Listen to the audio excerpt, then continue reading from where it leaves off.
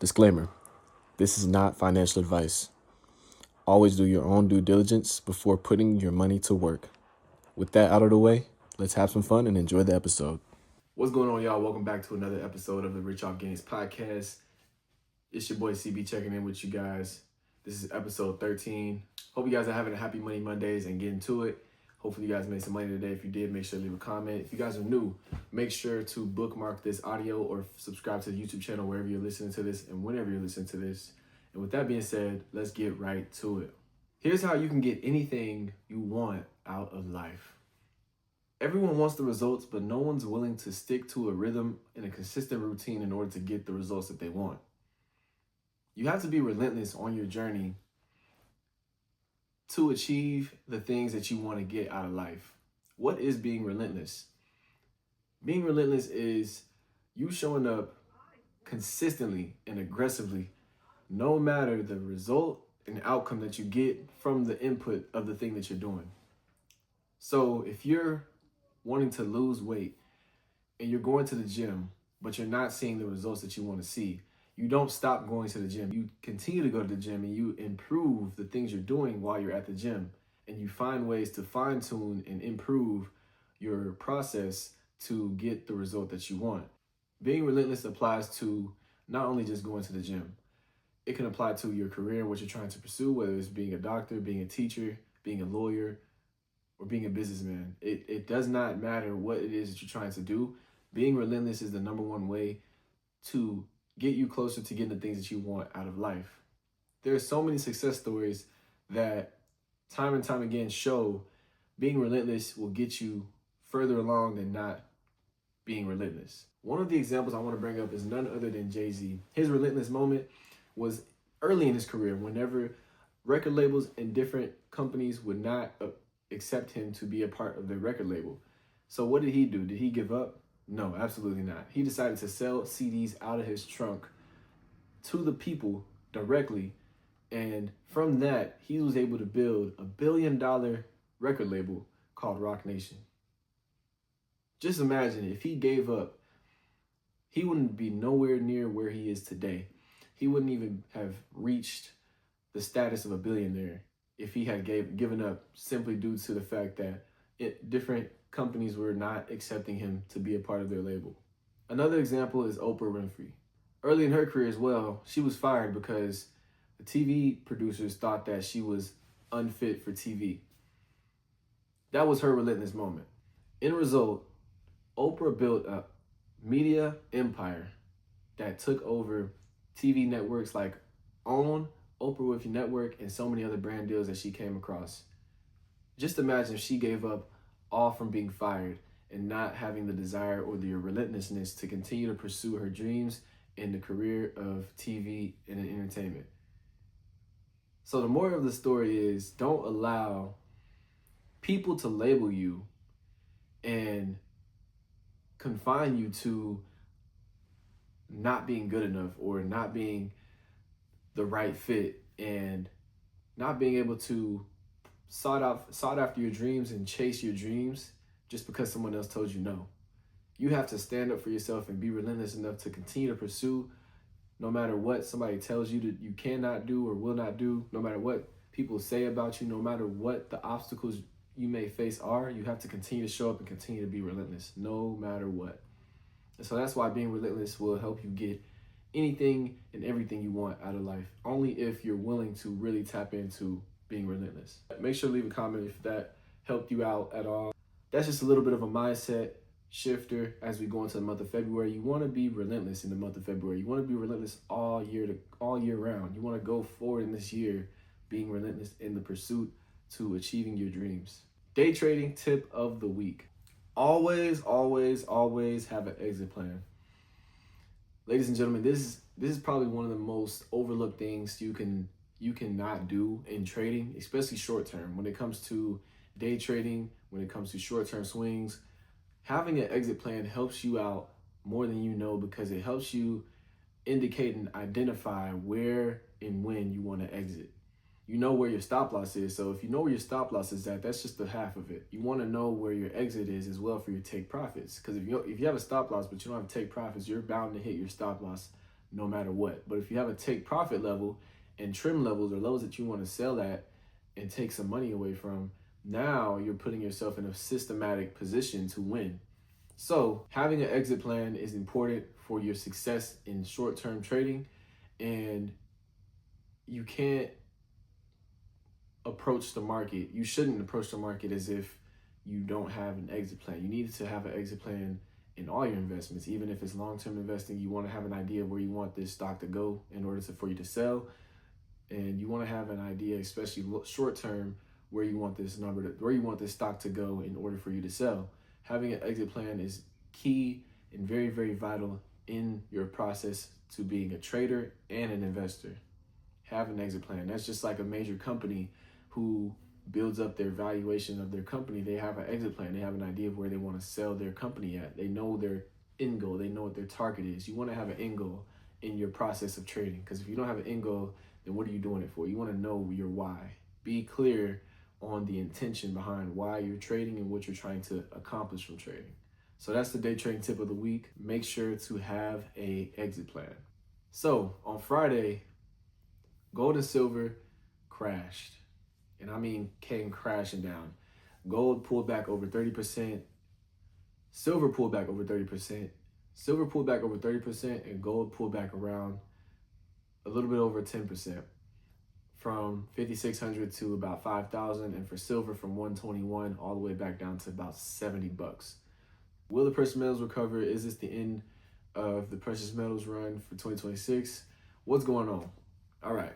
So in my opinion, it was an overdue correction that was needed for precious metals, and this is also circling back to what I was just saying about day trading tip, which is have an exit plan.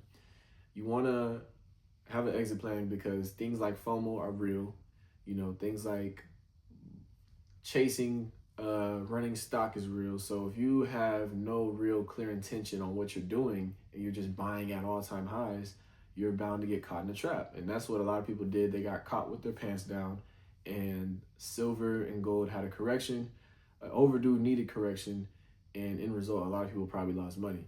Now, that's why, for me at least, I wasn't buying as it was running up. I just looked for my levels, as I said in the last video, in the last podcast, and gave you guys my levels on what I thought would be good buys at the time.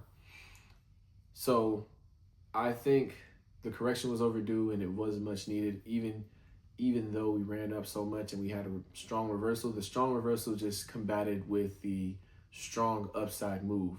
We had a very aggressive move to the upside, and so in result to the aggressive move to the upside, there was an aggressive pullback to the downside. So I don't think much of it. It's not a crazy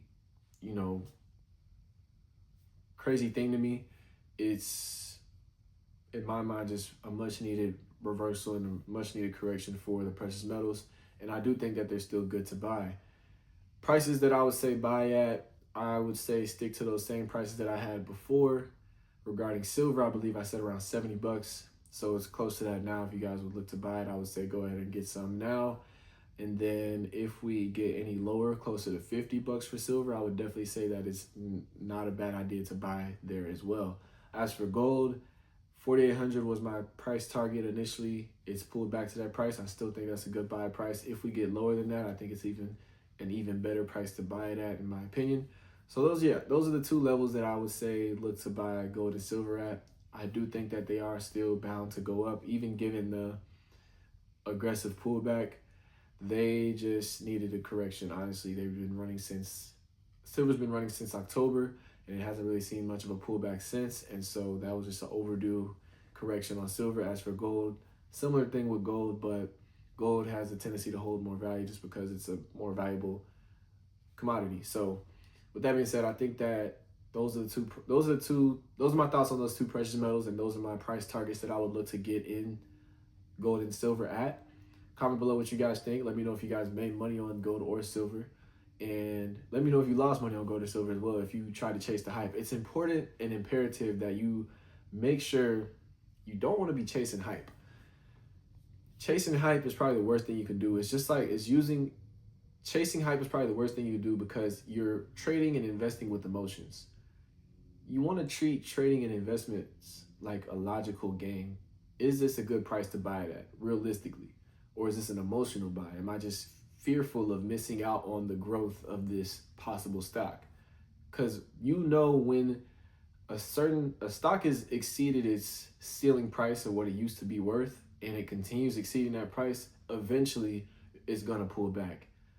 You just have to be patient enough to let the stock continue to run up and pull back. And if it doesn't pull back, it's okay. There's plenty more opportunities in the market for you guys to make money. You just have to know that. There's always other opportunities in the market for you to make money. While gold and silver were going up, there was also Micron, MU going up. There was also SanDisk going up. There was also so many other stocks that were running up alongside gold and silver. So it wasn't just gold and silver that were doing really well in the stock market. There were so many other companies that were also outperforming a lot of regular everyday names in the stock market. You just have to be mindful in doing the research and knowing what else is running in the market. So don't trade with emotion.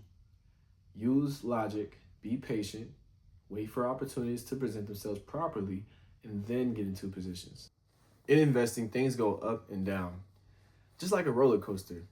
Your job is to get in at the right time. So you want to get in at the right time when the roller coaster's starting the ride, closer towards the bottom. As the ride goes up and prepares to have the big dip, you want to start to prepare to sell. You treat investing just like a roller coaster ride. Get in at the bottom, sell as we reach to the top, and get all the way out as we start to go down. That's how you want to treat investing, just like a roller coaster. It's really, really simple. Most people, they get in at the top of the roller coaster and they're caught with their pants down, going all the way down the ride, screaming and passing out because they can't take it. Don't be like every other retail investor. Be a smart investor. Wait for the right opportunities and wait for the right time to get in. A pullback like this is not a pullback I would overlook. It's a pullback that I would pay attention to and possibly look for an entry, because who knows? It's definitely not. I don't think silver's going back down to $20. I definitely don't think that. It's possible it can pull back to $50, but it definitely will bounce around $50 in my opinion. Now, $70 from a $120 run up to a $70 pullback, that's not bad at all in my book. That's just my personal opinion given the run up it's had. Now, I do think it might need to cool off a little bit before we buy some, but I don't think that silver is at a bad price at this current moment.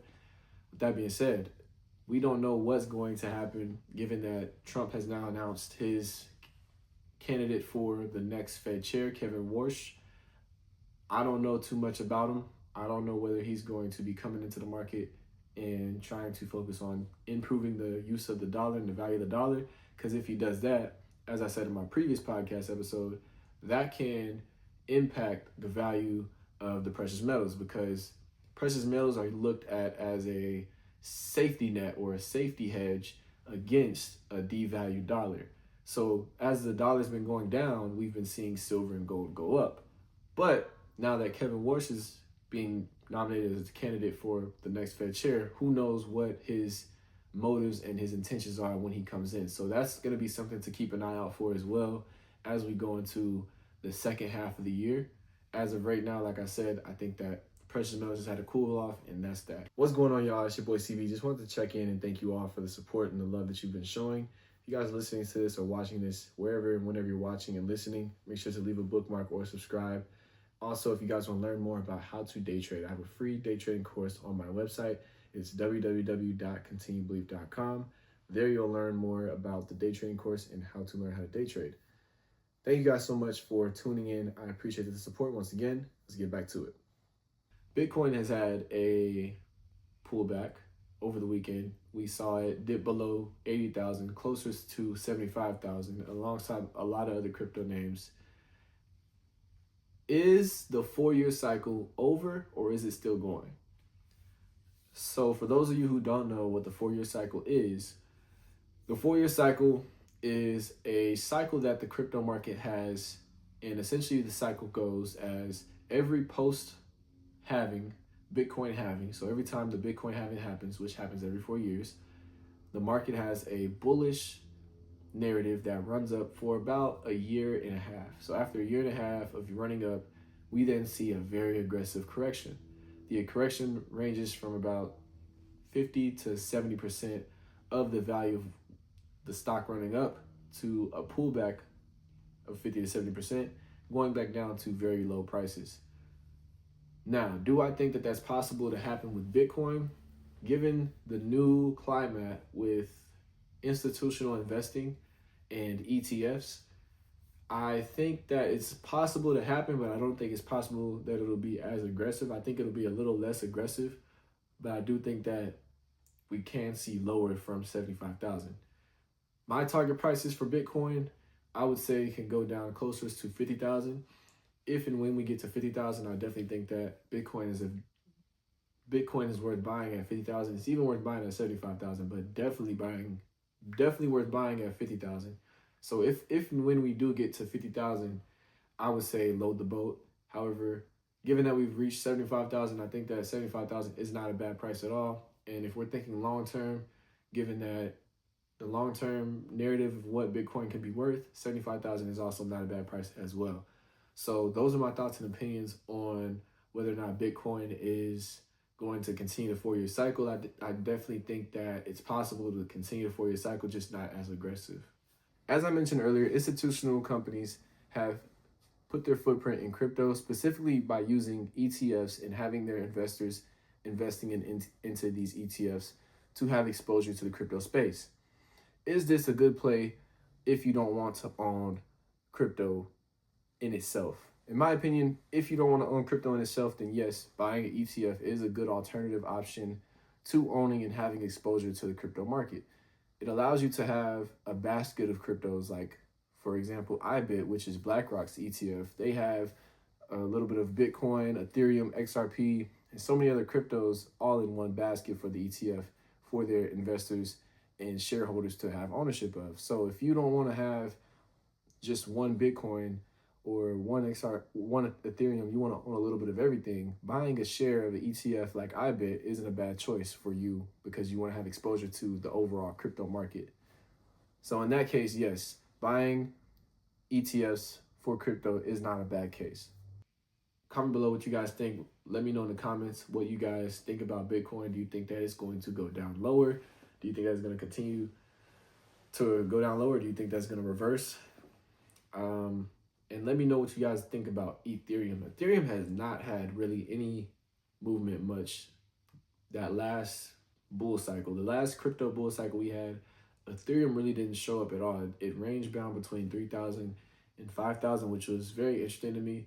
I never really been too keen on buying much of Ethereum. It hasn't shown a lot of interest given that I've seen its choppiness for the last 5 years of trading. So yeah, it just really never gave me a lot of conviction to buy it after this previous bull cycle. Hopefully in the next one that we have, it does run up alongside Bitcoin. Bitcoin was really the main runner-up that ran up the most alongside XRP and a few other names and small meme coins and things of that nature. But I like XRP better than Ethereum, if we're being honest. If I had to pick, I would pick XRP just because the room for growth is a lot further along with XRP. I think that Ethereum, as of right now, is just maxed out, and it might be because it's being utilized in a different way. So that could be another reason too why Ethereum hasn't grown. But I think that if I had to pick between XRP and Ethereum, I would go with XRP. So that's just my thoughts, but let me know your thoughts as well in the comments. And other than that, with that being said, this is episode 13 of the Off Gains podcast. I want to thank God for another day that was not promised. Give gratitude.